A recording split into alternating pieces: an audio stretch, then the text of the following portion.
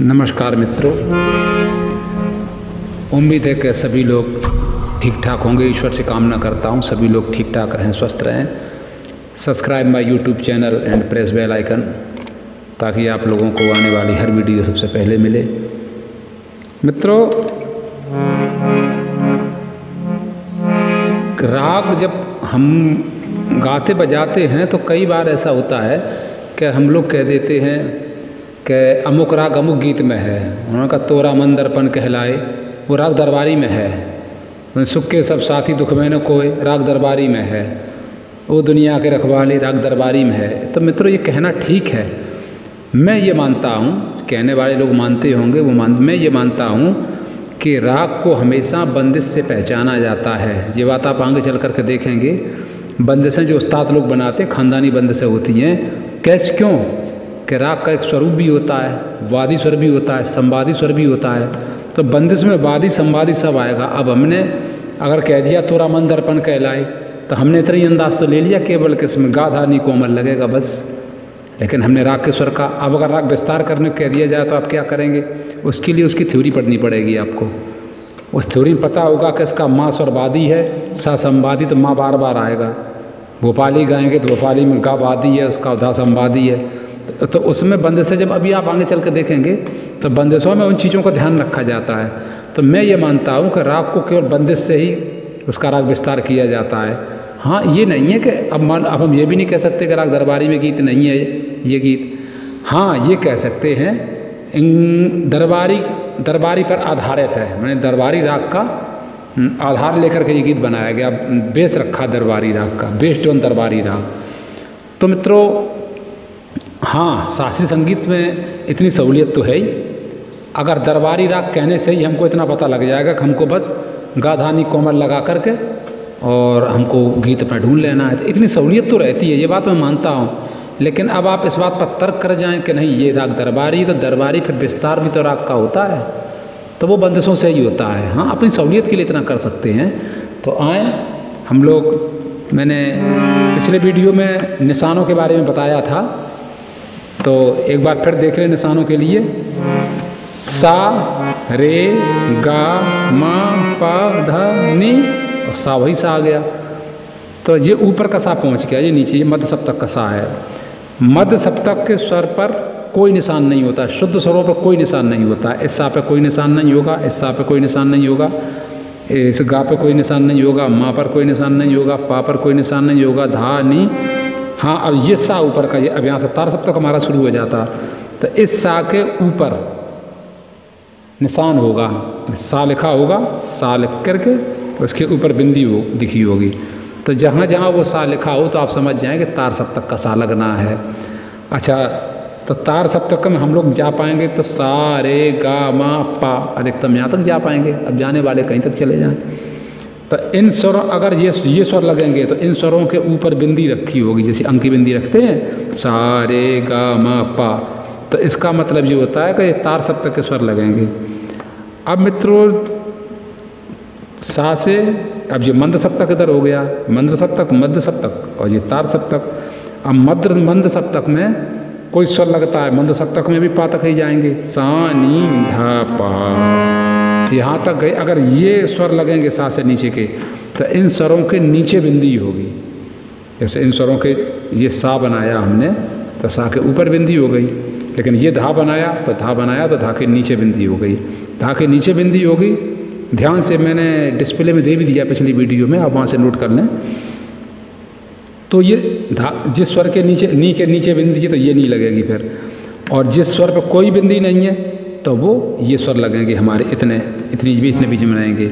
ऊपर बिंदी तो इसके ऊपर के, नीचे बिंदी तो इसके ऊपर के, नीचे बिंदी तो नीचे वाले सप्तक का है। ये तो मित्रों सप्तक के निशान हो गए। अब निशान आते हैं हमारे कोमल तीव्र शुद्ध स्वरों के।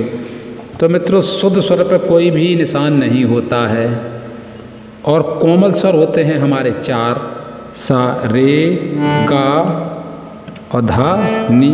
ये चार स्वर हमारे कोमल होते हैं। किसी राग में 2 स्वर कोमल आए, किसी में 3 आए, किसी में 1 आए, वो तो उसके ऊपर आगे की बात है।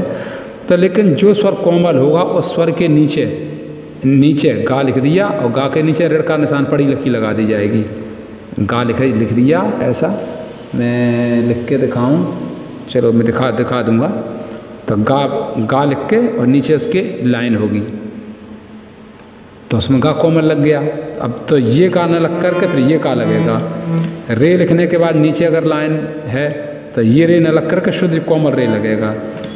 धा न लिख करके धा लिख दिया, उसके नीचे लाइन कर दी तो ये धा नहीं है, फिर ये धा, और कोई लाइन नहीं है तो हमारा ये धा लगेगा।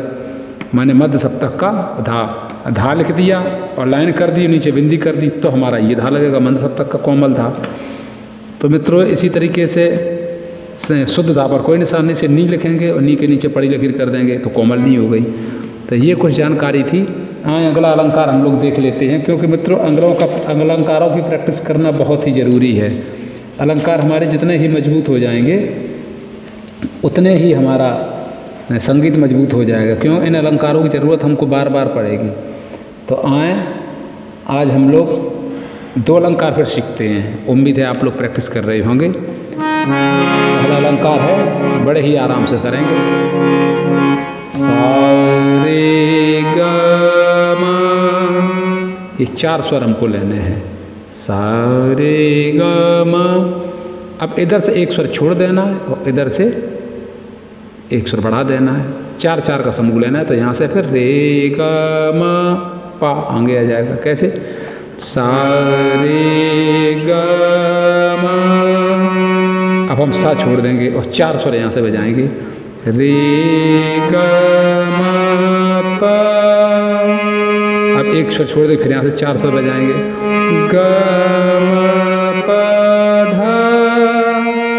एक स्वर छोड़ देंगे, फिर यहाँ से 4 बजाएंगे। म प ध रे। अब फिर उठाएंगे पा से, माँ छोड़ के। प ध नि सा। सा नि ध प।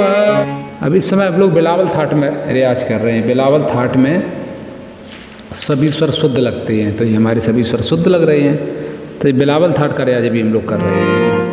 इसमें सभी स्वर शुद्ध आ रहे हैं हमारे, सा रे गा मा पा धा नि सा। तो ये बिलावल थाट मान के रियाज करें इसका। अच्छा, अब कैसे बजेगा? सा रे गा मा रे गा मा पा गा मा पा धा मा पा धा नि सा। सा नि ध प म ध प म ग प म ग रे सा। ऐसे बजेगा। पहले शुरुआत में बड़े ही आराम से बजाएंगे। सा रे ग म रे ग म प। शुरुआत में ऐसे बजाएंगे और बाद में अभी जैसे मैंने बताया, एक अलंकार और देख लेते हैं। अब इसके साथ साथ एक अलंकार है सा गा, माने एक स्वर बीच का स्वर छोड़ते जाना है। सा, तो इसके आगे का स्वर रे है तो रे को छोड़ देना है, ये लगा लेना है। सा गा। अब हमको सा से उठाया, अब हमको यही तरफ रखना है। अब हम रे से उठाएंगे। रे मा। सा उठाया, रे छोड़ दिया, गा लिया। अब रे से उठाया तो गा छोड़ दिया, मान आगे वाला स्वर छोड़ के अगला स्वर तीसरा स्वर लेते हैं, कहना का मतलब। रे मा। अब गा से उठाएंगे तो कौन सा स्वर आएगा? भूल गए? ग। माँ छोड़ दो। ग प। अब गा से उठाया, माँ से उठाए और आगे वाला छोड़ दें। म ध प नि ध सा। अब कैसे बजेगा? सा ग रे म ग प म ध प नि ध सा। सा ध नि प ध म प ग म रे ग सा। इन्हीं अलंकारों से बाद में ताने निकलेंगी। तो कैसे इसमें बजेगा? सा ग रे म ग प म ध प नि ध सा। सा ध नि प ध म प ग म रे ग सा। इस तरीके से हम लोग रियाज करेंगे मित्रों, और रियाज करते रहेंगे। अलंकार बहुत ज़रूरी है, इसलिए मैं चाहता हूँ सबसे पहले अलंकार की प्रैक्टिस कर लें अच्छे से। इसी के साथ मैं आपसे विदा चाहूँगा।